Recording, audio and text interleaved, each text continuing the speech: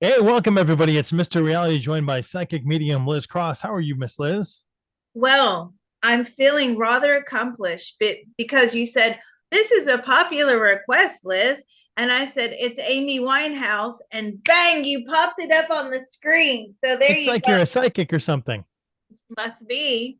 Another member of the 27 Club who died too short. And I wondered if we could bring in the energy of Miss Amy Winehouse. I have her here. I'm so excited to speak with her. I like her.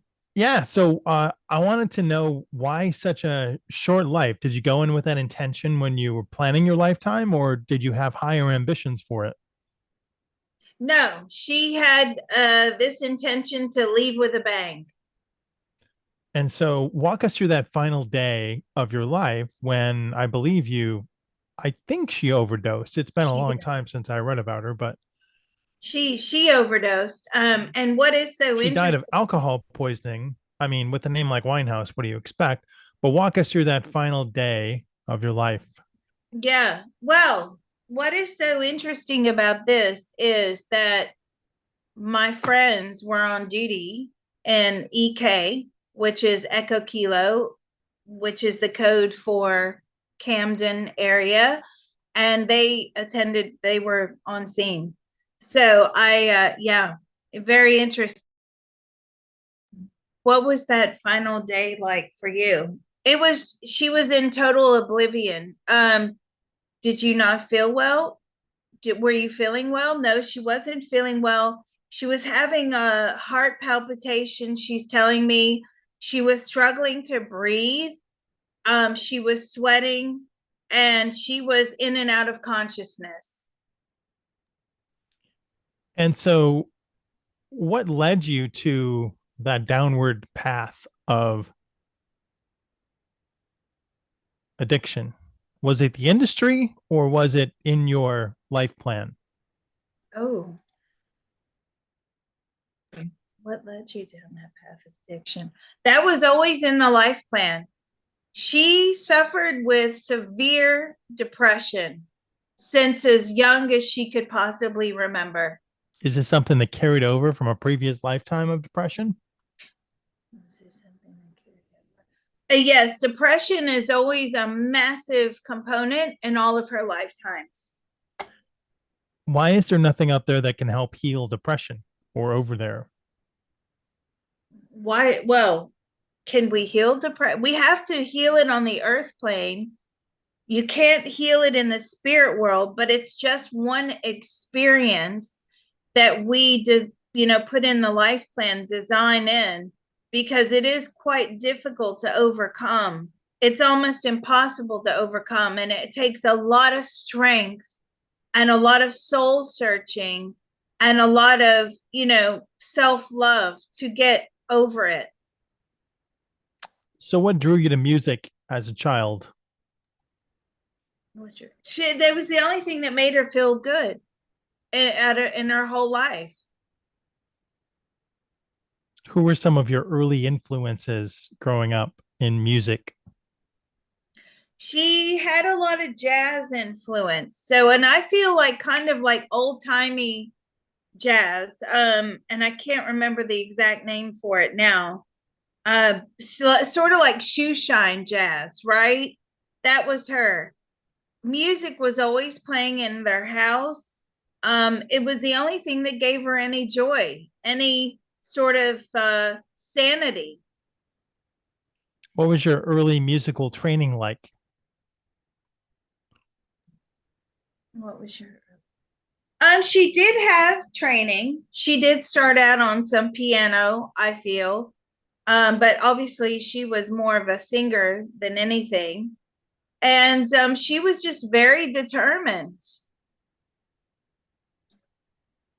So, what's the point of such a short lifetime?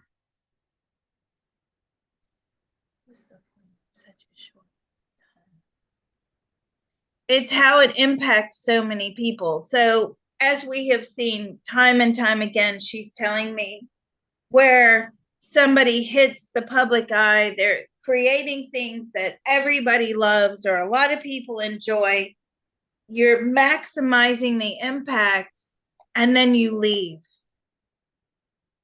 And that's traumatizing for a lot of people, not just the immediate family and friends, but the world as a whole. What I love about Amy Winehouse, I'll never forget, right? Because she is Jewish, obviously. And in London, we lived right next to the Jewish area. And when I was in labor with my first son, and we were going down the Golders Green Road trying to get to the Royal Free Hospital. And of course, on a Sunday afternoon, it's very, very busy in the Jewish area because, you know, they close for Shabbat on Friday and Saturday. So Sunday is like a big day. And she was playing on the radio. And I remember thinking to myself, I always want to remember this song as I'm going through Golders Green, then I'm going to go up the hill to Hampstead and go over to the Royal Free while Amy Winehouse is playing on the radio. And I'm like in labor. I was like, I'm trying to sing along with the song, and it's like, oh, okay, another labor contraction. But yeah, so I'll never forget that. Um, what inspired some of the titles and songs in your album Frank? Mm-hmm. How did you write all of your own music? I mean, she didn't write all of her own music, she's telling me, but she, she certainly wrote a lot of it. Um, what about they're trying to make me go to rehab? Yeah, that was huge. You know that song? Do you know that song, Mr. Reality? No, I don't know it. Oh, they're trying to make me go to rehab. No, no, no. Who was trying to make you go to rehab? Her family were trying to make her go to rehab. It was almost as if they staged an intervention, she's telling me. And did you go to rehab? No, she did not. Does She she did think that not would have been a go. good idea now? Right. Do you think that would have been a good idea? Obviously, that would have been beneficial, but her problems ran very deep. What was the basis of your depression in this lifetime? She felt unloved. Now, that surprises me when she says that because her father, if it's one thing that everybody knows, it's her father truly loved her. Now, she's disagreeing. She says, yeah, he loved us, but nobody really paid attention to me. Well, they paid attention to you by you being up on stage and adoring you and buying your albums. What more accolades would you have liked in your lifetime? Yeah, but you see, at that point, it's too late. Okay. Because when we come down here, we come down as a clean slate, relatively, right? Energetically, we're a clean slate. Yeah, we have our personality. Yeah, we have our life plan, but energetically, we're being built. So if you're not bonding well, and if you're not receiving that attention and love and that positive fulfillment from an early age, your framework is I feel unloved. Therefore, I'm vibrating at a lower frequency. And as we know, depression is a low frequency emotion. Okay. So even though you're up on stage and everybody loves you and this, that, and the other, energetically, if that is not repaired on the inside with that framework, it doesn't matter. I think when someone's life is cut so short so early, we always look for there to be laid blame. Did she feel like she had any type of parasitic entities or dark energies attached to her that were leading her down this path? No, she was a drug addict, is what she says to me. And do those things represent themselves as drug addictions, alcohol addictions? Oh, as in the entity attachments? Yeah. Ooh, that's a good question. The entity attachments represented can they can do, yes. But that wasn't the case for her. She was manic depressive. And that kind of, it's a double-edged sword. On the one hand, she's has a lot of mental health struggles. But then on the other hand, it made her popular because when she would go into these manic episodes, she's telling me she became hyper focused on her music. Well, okay, that's great, but that gave her the ability to really get involved in the drug life, to really be able to afford the drugs and alcohol. And it didn't matter how popular, how happy she made people, how much people loved her. It was no substitute for that energetic bonding that is required, from birth. So, did she have any other coping mechanisms with her manic depression, or was she ever treated for that, or did she just rely on drugs and alcohol to combat it? She had evidence of self harm. She had not just like substance abuse, but early on, she had self harming tendencies. She was always crying out for help, and it was as if no one listened from an early age. So then it just manifested itself into this. What's the best piece of advice that she got in her lifetime, and who was it from? Ooh, what was the best piece? Be who you want to be and make the music that you want to make. Her music was actually very different, she's telling me, than the mainstream. And they kept telling her, you need to do more mainstream. You need to have more catchy things. But her music was quite unique and she stuck to that. And who told you that? I feel like it was somebody that was either like a manager, she's telling me, or somebody who was very in charge of her career. Does she feel like her religion helped open doors in the music industry for her? Do you feel like your religion have opened doors? Initially, yes, but obviously the drug abuse was frowned upon. Yeah, but she did have a lot of help. Um, Her father roamed around in those circles and made sure that he was getting her information, her songs, her creative streak out there. And that's 90% of the battle is just getting yourself out there, right? Yeah. There's a lot of talented people, but they can't get themselves out there. What is her? I don't know where it went. That's weird. The how important is being authentic in your music to her? It's extremely important. Even if nobody likes your music, as long as it comes from the soul, whatever it is you're creating, as long as it comes from the soul, it's like you have to get it out. You have to have the soul expression. And she says that is the most important thing, whether it's well received or not. It has to be let go. What was the best accolade that she got in her lifetime, and what did it mean to her? Hmm.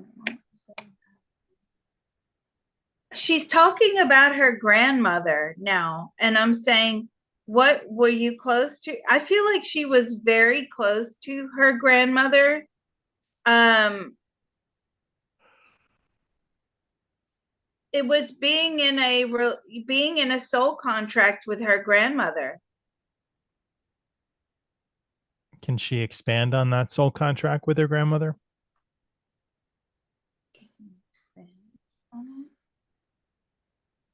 Her grandmother was pure love,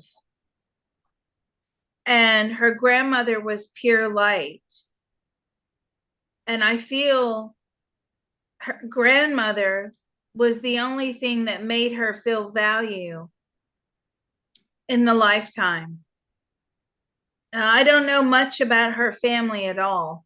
And I don't know, is this I'm not even sure if this is mom's side or dad's side, but she's telling me her grandmother was her everything.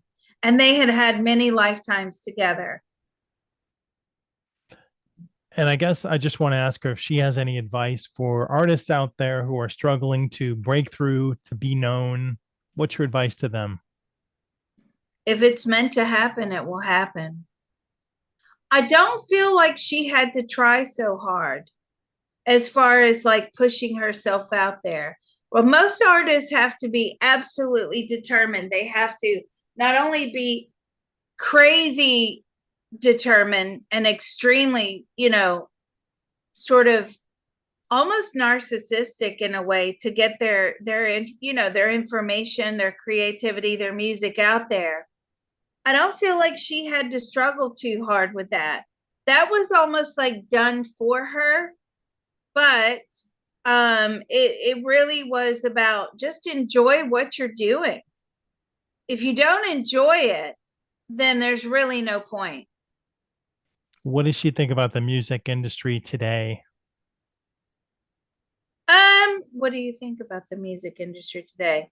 Well, it's very different compared to when she was around. It's a lot harder, she thinks.